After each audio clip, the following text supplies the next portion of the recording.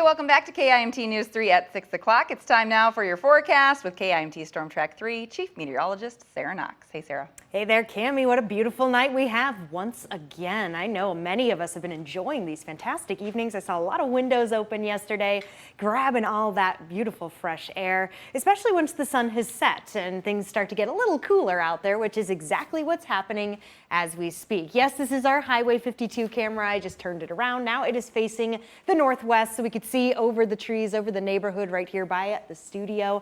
And we can, of course, see the beautiful sunset. We can also see some of the clouds. Remember, I pointed them out at the beginning of the newscast. They were difficult to see on the satellite, but they are there. They're not really causing any problems, though. They're just moving on by.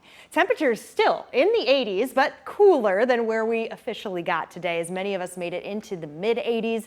Now we're back into the lower 80s. And as we go through the next couple hours, these numbers will, of course, naturally fall down. Oh, just like that, like magic, right when I said it. Dodge Center now at 78 degrees, Winona at 79. So now we're seeing some 70s. Preston also at 79 degrees, and that will continue the trend. All right, moving over to satellite and radar, and again, very difficult to see. I can barely have to squint here as I take a look.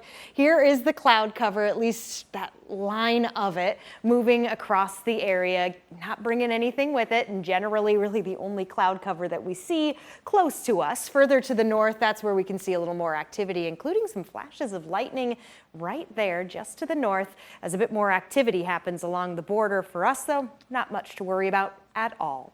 Now, as the sun continues to set, we continue to lose some energy, and thus the winds have come down pretty significantly. Many of us were close to that 20-mile-per-hour range at the peak as we got into the afternoon and late afternoon. Now many of us back into the single digits, just making for the beautiful night even more beautiful. We're all warmer than we were this time yesterday, though, as we saw many 80s on the board. We're 7 degrees warmer than where we were 24 hours ago in Rochester. It's a 4-degree jump up in Mason City, only 2 in Garner.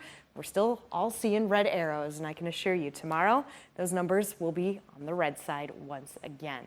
Moving over to Futurecast, and I'm not going to say there's a lot to see here. What it's picking up on is a little bit of convection, so just a few clouds trying to build. It is warm here on the surface. It'll allow to help push some of that further up into the atmosphere, but not expecting anything to come down. As we head into the overnight, these clouds just continue to fade.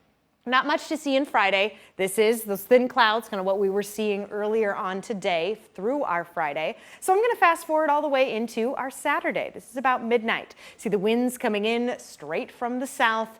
They're going to get a little stronger, especially as we get into the afternoon. Get ready for a breezy weekend, especially if you're headed to the Walk to End Alzheimer's in Rochester. This Saturday, I will be there. I'll be emceeing the event, so I hope to see you there. It's going to be warm.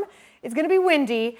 But, you know, I'll take it, especially knowing what's coming later on into the next week. Temperatures plummeting. You'll see it here on the 7-day forecast. It also brings a chance for a little rain. Cami.